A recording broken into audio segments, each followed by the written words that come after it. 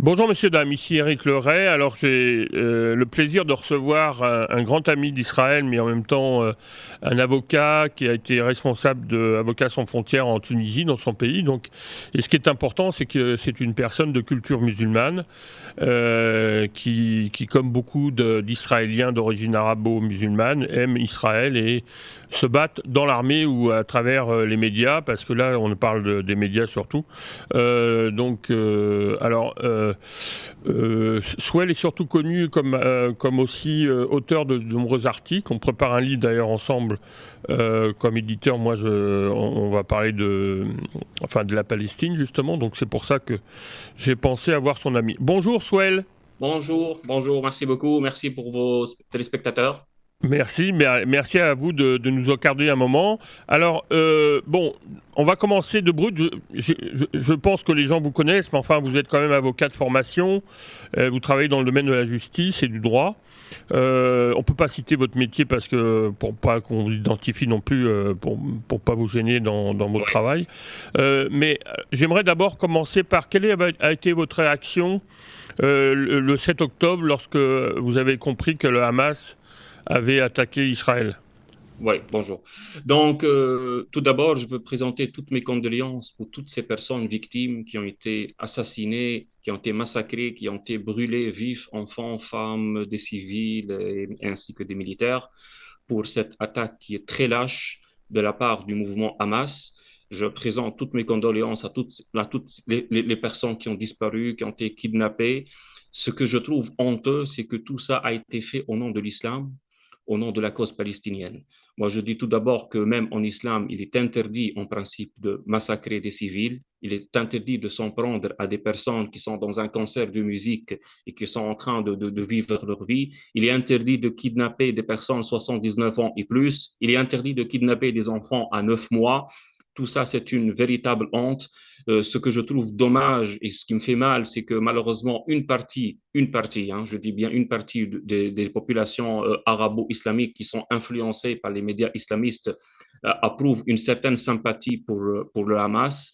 Je trouve que ça, c'est le Hamas aujourd'hui, il a montré carrément son caractère nazi. Aujourd'hui, je peux vous dire avec toute certitude que le nazisme parle arabe, malheureusement.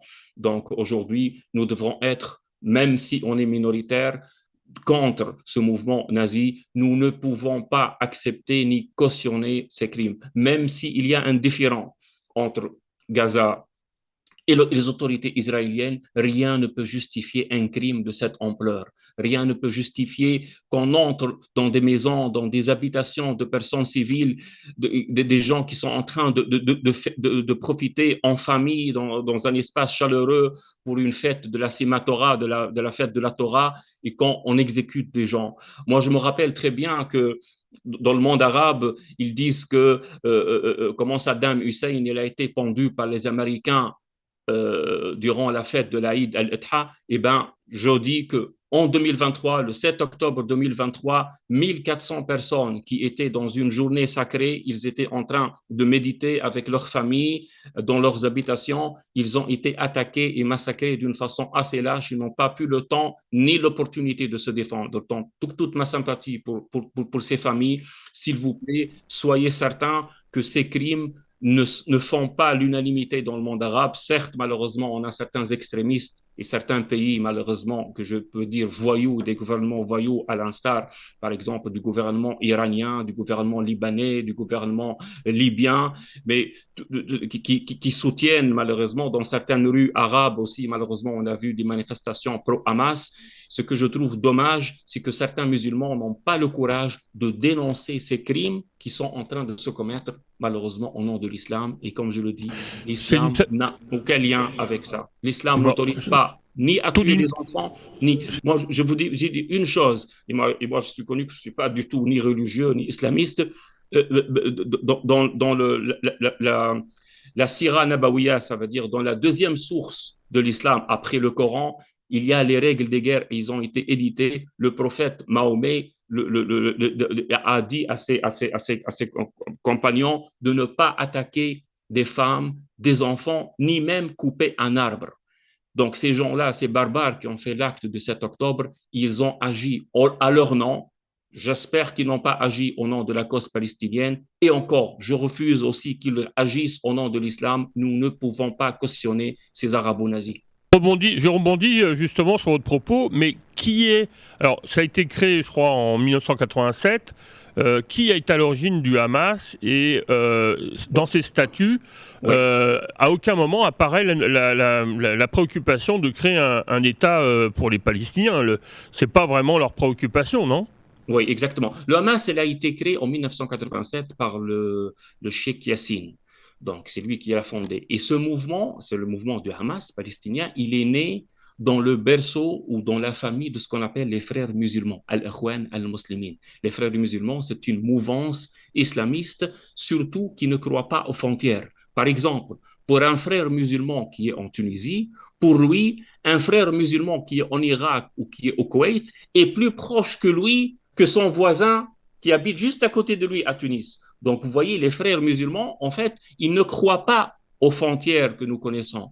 Pour eux, seulement l'idéologie.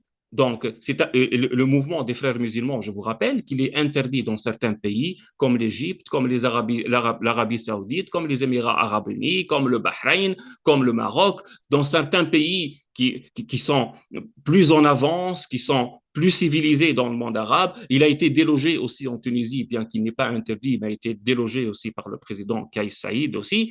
Donc, mais malheureusement, aujourd'hui, le Hamas cherche une certaine virginité pour le mouvement mondial des frères musulmans en s'attaquant à des Israéliens, en tuant des Juifs. Il pense qu'il peut avoir malheureusement une audience et une popularité. Et malheureusement, avec toute tristesse, je dis que le Hamas, il a bien joué son coup. Aujourd'hui, il devient très populaire, même pas dans le monde arabe, mais même dans certaines capitales européennes comme à Londres ou même dans les campus américains, comme vous voyez, avec ces mouvements oui. Pouvez-vous rappeler ce que sont les frères musulmans et Oui, quelles sont l'idéologie, parce que vous oui, défendez à exactement. juste titre L'idéologie des frères musulmans, elle se base sur trois choses. D'abord, la non-reconnaissance des frontières, que eux, ils considèrent des frontières de colonisation. La deuxième chose, ils veulent instaurer la charia au nom du Coran. Et la troisième chose, c'est pousser les musulmans à faire le djihad en Occident. Et les frères musulmans, ils ont deux stratégies dans cette guerre. Il y a la guerre déclarée, ça veut dire comme celle que pratique le Hamas actuellement. Il y a surtout la guerre non déclarée, et celle-ci, elle est aussi dangereuse que la première. La guerre non déclarée, généralement, elle se fait en Occident, lorsque certains musulmans, ils sont en minorité, par exemple comme en France, comme en Autriche, comme en Italie, ils essayent d'infiltrer toutes les sociétés, les entreprises, les universités, les médias, toutes les ramifications de la société pour islamiser la société sans toutefois déclarer une guerre. Donc la stratégie des frères musulmans, elle a deux méthodes, la méthode brutale version Hamas et la méthode douce, la méthode qui se passe actuellement en France ou en Grande-Bretagne. L'idéologie des frères musulmans a été fondée en 1932 par le maudit Hassan al-Banna. Merci, c'est vraiment très Oui, important oui. cet Et juste, je éclairage. veux dire que l'article 13 de la charte du Hamas, elle insiste sur son appartenance à la Oumma islamique, d'abord, et surtout à cette notion de djihad international. Très bien. Donc, à aucun moment apparaît dans les statuts du Hamas ou des frères musulmans l'idée de créer un État pour le peuple palestinien. Non, non, jamais, jamais, exactement. Pourquoi? Il n'y a même pas l'idée d'un État palestinien parce que, comme je vous ai dit, l'idéologie des frères musulmans ne reconnaît pas les États. Elle croit à la Oumma, elle croit à la Califat. Donc, pour eux, les États n'existent pas. Pour eux, il n'y a pas de différence entre le Maroc et le Koweït ou la Turquie et l'Égypte. Pour eux, c'est toute la Oumma. Donc, pour eux, ils fusionnent, voilà, ils galvanisent les sociétés sur la base de la haine des Juifs, sur la base de la haine des chrétiens. Je vous rappelle que à Gaza, il n'y a plus de chrétiens qui ont été chassés. Même dans les territoires palestiniens, par exemple, aussi, il reste une minorité qui est soumise. Donc, voilà. Alors, bon, c'est vrai, faut souligner qu'en Israël, il y a 1,5 million de musulmans et qu'il y a près de 200 000 chrétiens en augmentation constante, puisque effectivement, comme vous le soulignez, les chrétiens disparaissent de là où est né le christianisme. Alors, Oui, j'aimerais revenir sur une question sensible, mais c'est important d'y aller avec tact. Dans plusieurs entrevues que j'ai fait et revient, dans tous les témoignages qu'on voit, revient cette idée de peuple palestinien. Alors, historiquement, on voit apparaître cette notion plutôt dans les années 60, donc au XXe siècle, alors que dans différentes périodes, jusqu'au même au traité de Versailles et à la période du mandat anglais, jusqu'en 1948, il n'y a pas de peuple palestinien. Enfin, les Palestiniens sont les Juifs. Alors, est-ce que vous pourriez nous éclairer sur exactement. Oui. la réalité de ce peuple? Exactement. En fait, ce peuple, il n'a jamais existé. Ce sont des populations qui viennent de un peu partout. Certains viennent de l'Arabie, certains viennent de l'Égypte. D'ailleurs, je vous donne un exemple. Il y a la famille Al-Masri à Gaza, qui compte, je pense, à eux seuls 3000 personnes qui portent le nom de famille. Il y a Hachami, ça veut dire celui qui vient du Damas. Il y a Al-Baghdadi, celui qui vient de l'Irak, de Bagdad. Donc, ce sont des populations qui se sont constituées, qui se sont réunis lorsqu'ils ont vu que la population juive avait une intention de créer un État, de recréer un État, parce qu'on sait très bien qu'Israël a existé auparavant, donc avec le roi David et le roi Salomon. Donc, ce qui est arrivé en 48, c'est une façon de ressusciter, évidemment, cet État juif avec l'approbation des Nations Unies. Donc, c'est généralement en 1966-67 où l'identité palestinienne elle a commencé à exister et c'est une création de l'OLP, de l'Organisation de la libération de Palestine. Donc, le peuple, oui, Du exactement. KGB. Donc, le peuple palestinien, made in OLP, c'est une création artificielle qui a été faite justement pour chasser les Juifs, pour bloquer le projet du rétablissement de l'État juif. Ça, c'est premièrement. Deuxièmement, au niveau historique, on note aucun roi palestinien, aucune devise palestinienne, aucune archéologie palestinienne, aucun patrimoine palestinien, aucune musique ou des traditions culinaires palestiniennes, aucun intellectuel palestinien avant 67, ce peuple n'a jamais existé. Troisièmement, maintenant, on passe parce que comme vous le savez, cette région du monde, elle est très religieuse et spirituelle. Même dans les textes sacrés, si on sillonne le Coran du haut en bas, de droite à gauche, il n'y a aucune mention ni du peuple palestinien, ni de la Palestine, ni de l'existence de personnalités palestiniennes, ni la citation d'un événement en lien avec ce peuple qui n'a pas existé. Donc même le Coran ne reconnaît pas les Palestiniens. Le Coran reconnaît le royaume de David, le royaume de Salomon, le patrimoine juif. Moi, je dis toujours que le Coran, il est sioniste. Vous voyez, certains n'aiment pas ça le mot, mais en réalité, le Coran, c'est une affirmation. C'est pour ça, moi, par exemple, dans ma stratégie de convaincre, donc devant les opposants, il y a deux méthodes. Soit tu es devant un laïc, donc il faut parler de tout ce qui concerne les approches historiques et tout ça. Soit si tu es devant un religieux, et ça, malheureusement, la majorité des gens qui croient au peuple palestinien sont de religion, là, je leur défie avec le Coran. Voilà, je vais juste vous montrer. Voilà. Ça, c'est génial. Voilà, le Coran, je l'ai sur moi, je vous mentionne et je vous jure au nom de mon honneur, le mot palestinien, le mot peuple palestinien, Palestine n'a jamais existé. D'ailleurs, ce nom n'est même pas arabe. Il n'y a même pas une lettre P dans le lexique. Donc, ce savoir, c'est une création.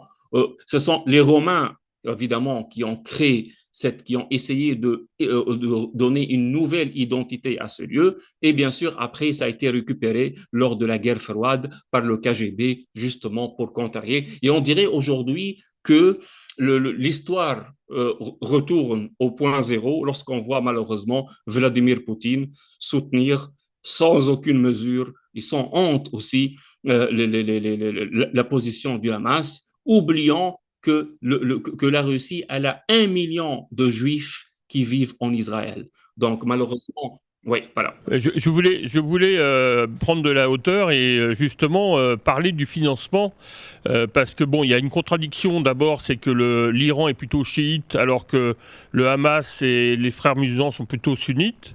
Oui, Alors, j'aimerais un éclairage là-dessus. Puis la deuxième, c'est le financement.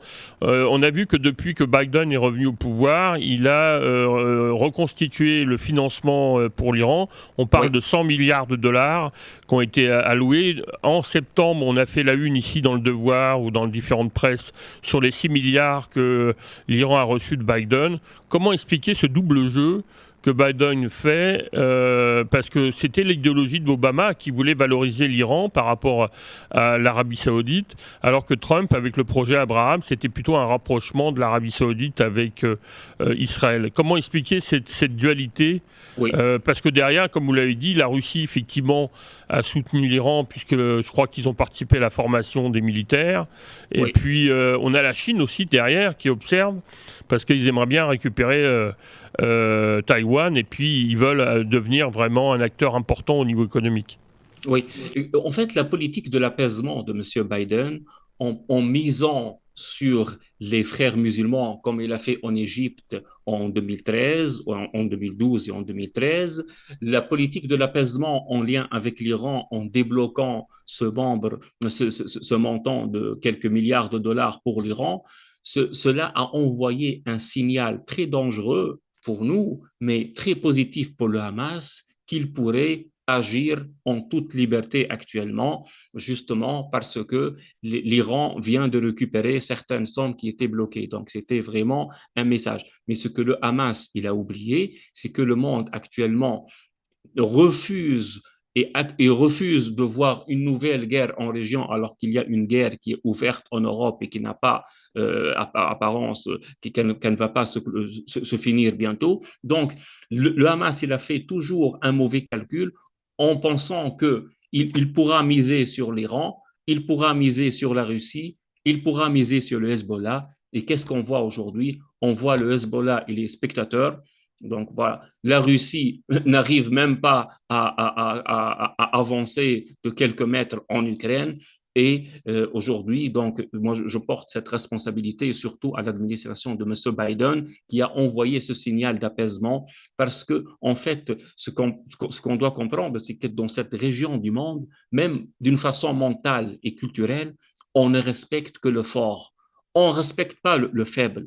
On ne respecte pas celui qui fait des concessions.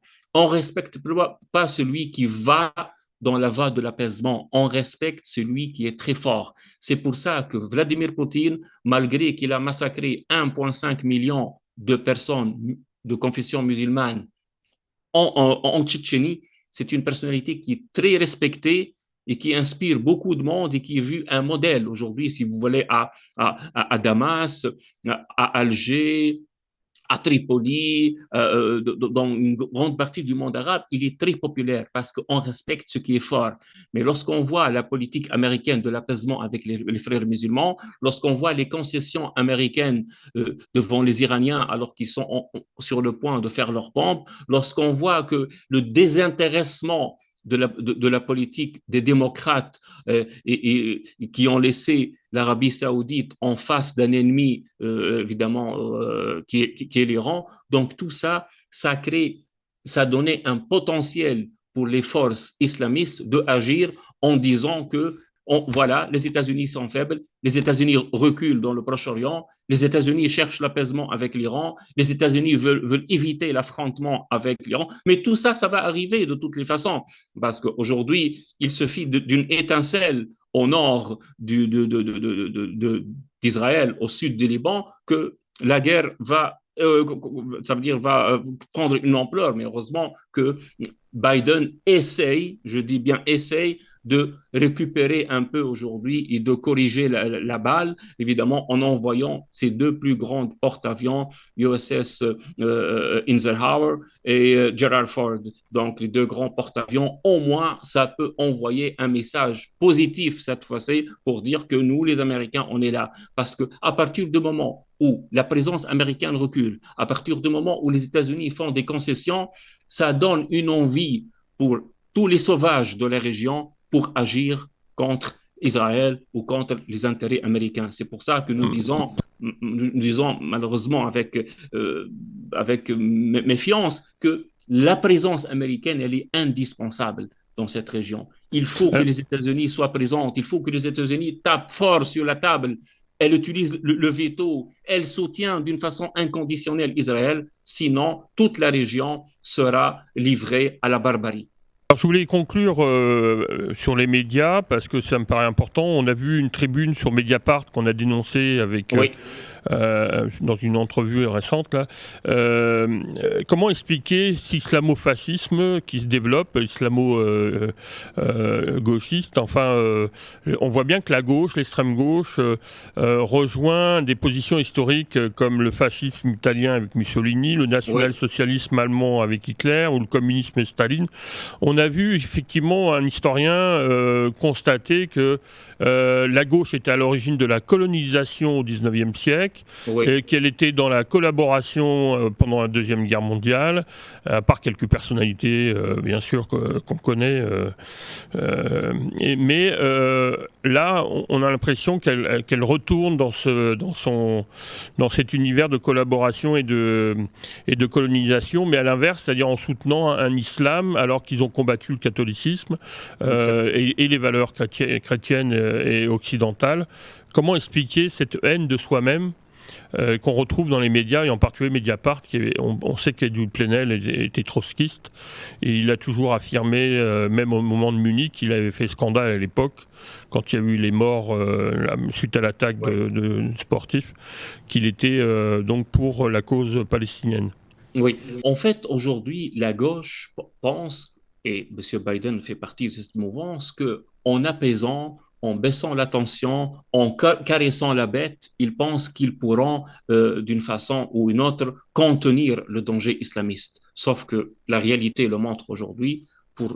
La politique pour contenir l'islamisme, elle ne fonctionne pas. Même s'il fonctionne à petit et moyen terme, à long terme, elle ne fonctionne pas parce que la bête islamiste et la haine de l'Occident, la haine de l'autre, la haine de la civilisation, la haine de la femme, la haine des lois, la haine des sociétés libres, elle est toujours présente dans cette voilà. Et la gauche, malheureusement, elle est en train de faciliter le chemin, d'ouvrir le terrain pour les islamistes en pensant. Vous parlez de Mediapart, moi je vous parle des choses qui sont plus proches ici, par exemple au Canada. Lorsque je regarde le journal Le Devoir ou le journal de la presse, j'ai l'impression que je suis en train de lire le Mediapart ou n'importe quel média de gauche. Donc aujourd'hui, que ce soit en Europe occidentale, que ce soit en Amérique du Nord, la gauche, malheureusement, elle est en train d'ouvrir la voie on le voit aussi sur les campus américains, comment certains mouvements gauchistes laïcs ou des gauchistes juifs, ils sont dans le même camp que les organisations pro-Hamas.